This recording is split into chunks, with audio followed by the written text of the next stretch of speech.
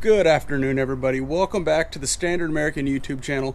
Today we have a special occasion here. We're actually doing a walk around of Ruby. A couple of you guys online have been sending me messages to ask me, little things, what's in it, what kind of mods did I do, what did I do here, what did I do there, and you guys are in luck because today we actually have Jeff, the owner, and we have Ruby.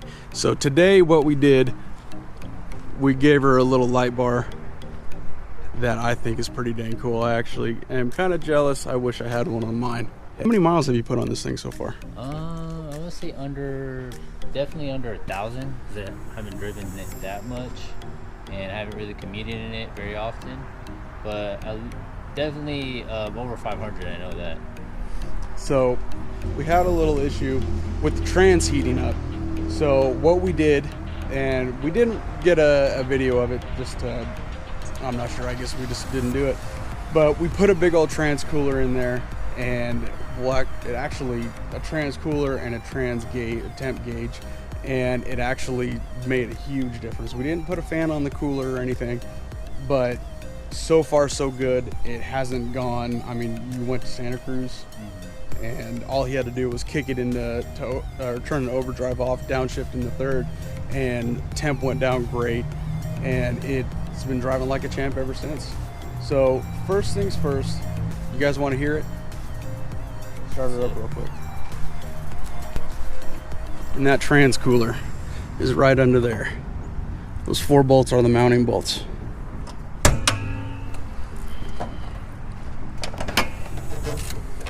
Still looking brand new.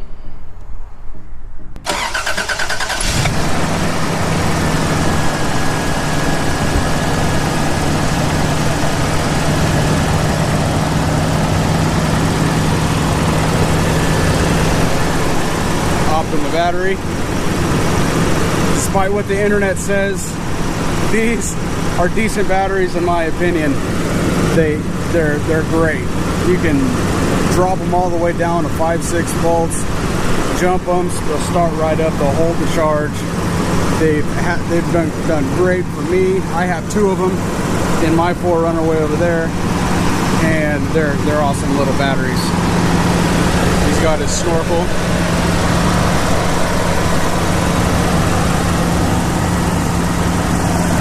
I know a couple people have wondered or have asked me how the Snorkel ran, and I thought I was pretty clear about it when I did a couple videos on it on Instagram or something like that, but I guess it wasn't clear enough. So here it is, a dang shadow. Just ran straight.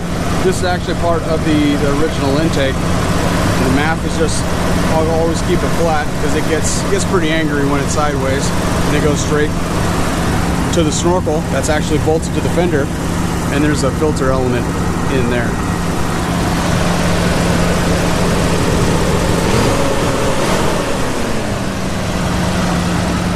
Give her a bump, a little throttle there.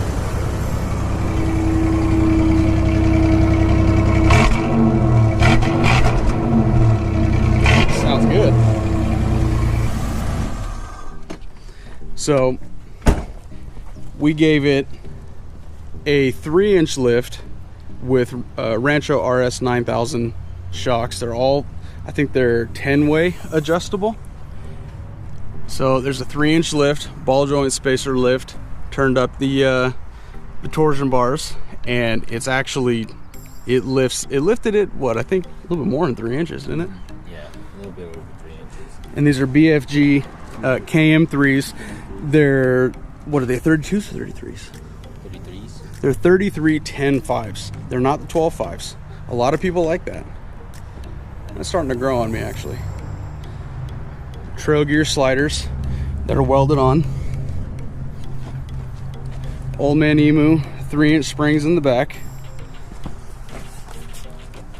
3-inch lift springs with Rancho RS 9000 adjustables.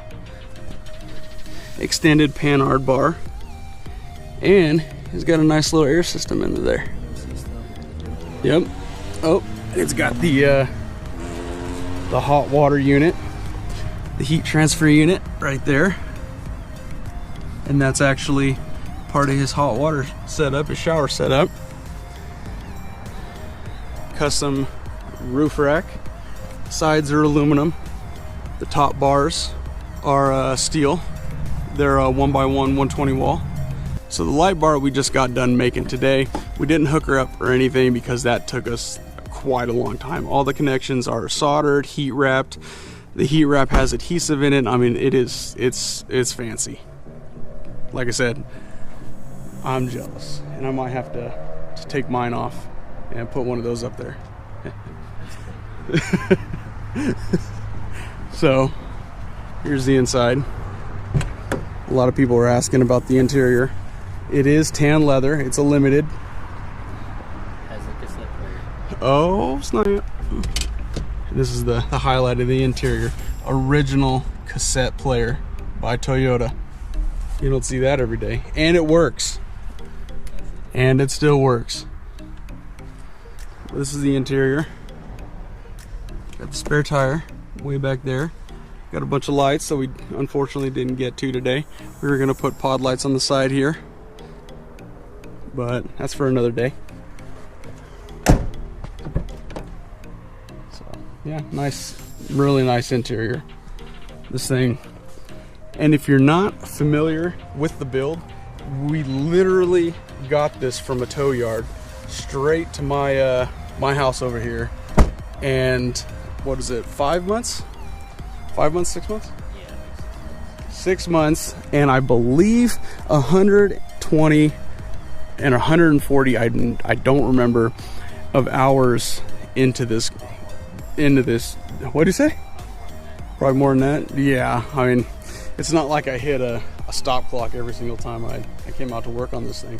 But I got this as just a short block. I got it back with just a bare bones. I mean, everything that you see here, the 2/3 of the motor was in the back of the truck when I got it. So I mean, this thing has head gaskets. I mean, every gasket on the thing was touched. It runs sweet. It really does. And this radiator has kept this thing extremely cool. The temperature doesn't even move, even being an automatic. So when I originally got this, you know, I asked Jeff, you know, what do you want to do with it? What do you want to, you know, achieve with it?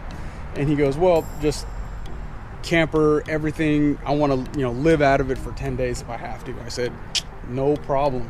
I know what you need. So as far as the hot water shower, here's the pump. It's a Flojet, and this is a constant pressure pump. It has its own pressure shutoff valve at 50 psi. So you have your tank of water, and you put this right in the tank of water, and flip a switch, and it comes out to here to a quick disconnect to a shower. Is there any water in here, you think? Yeah, A little bit. Turn it back on.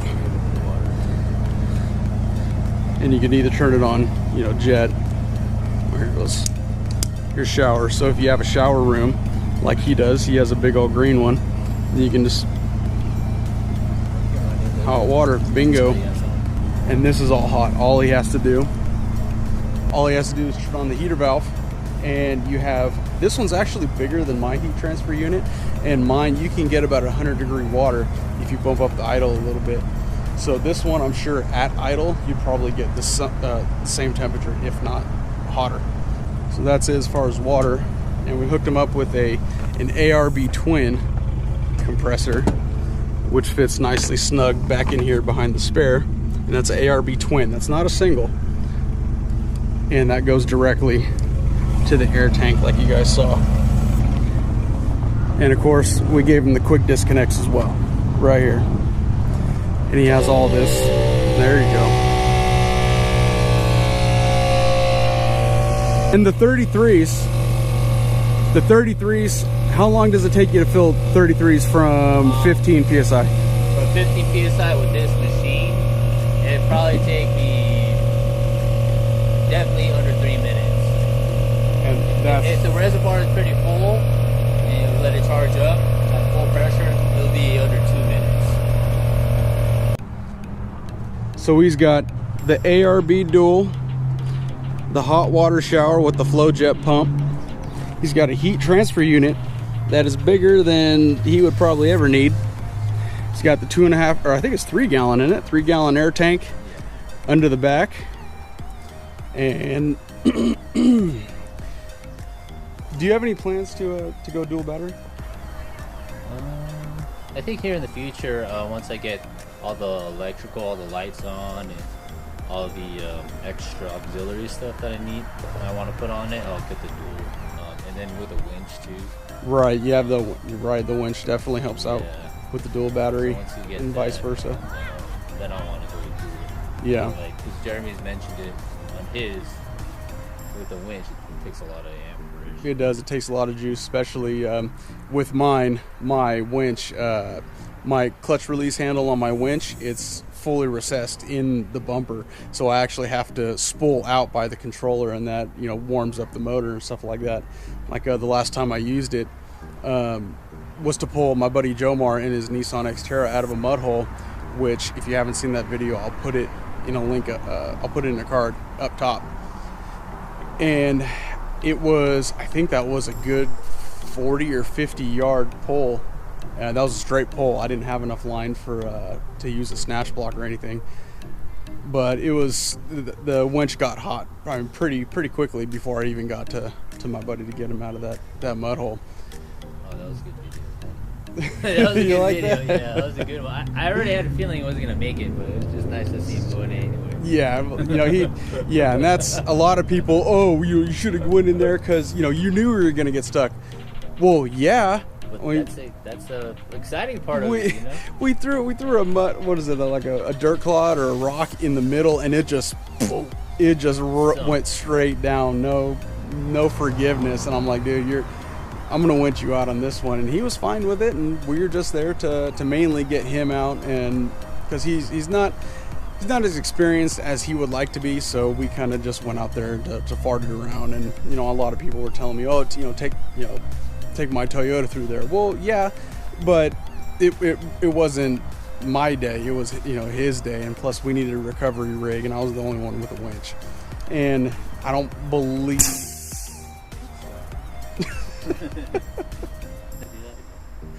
but yeah, anyway, no, that was a fun day.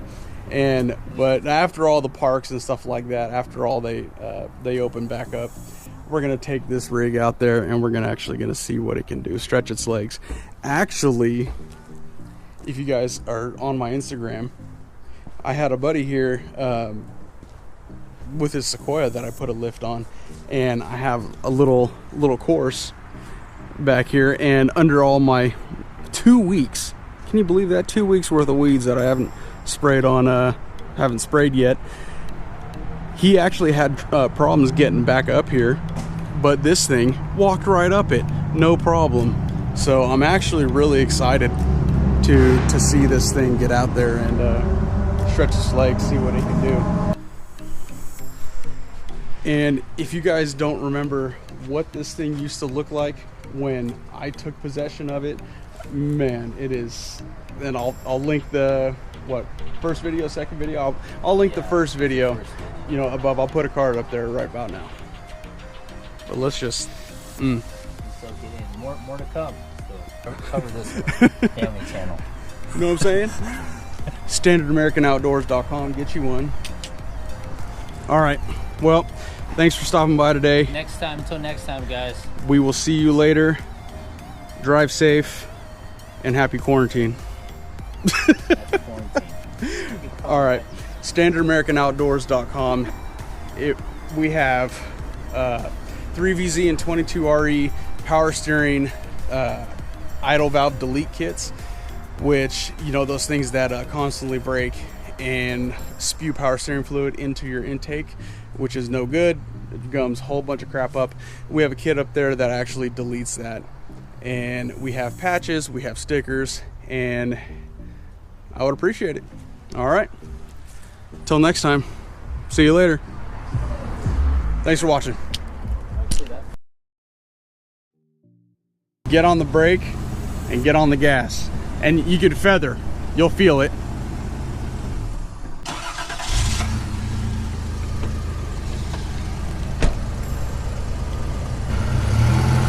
Get on the brake. Get on the gas. Oh, oh. That's what I'm talking about. Yeah.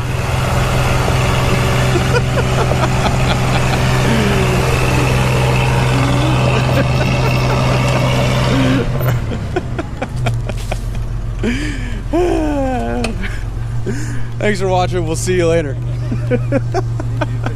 You start digging a hole.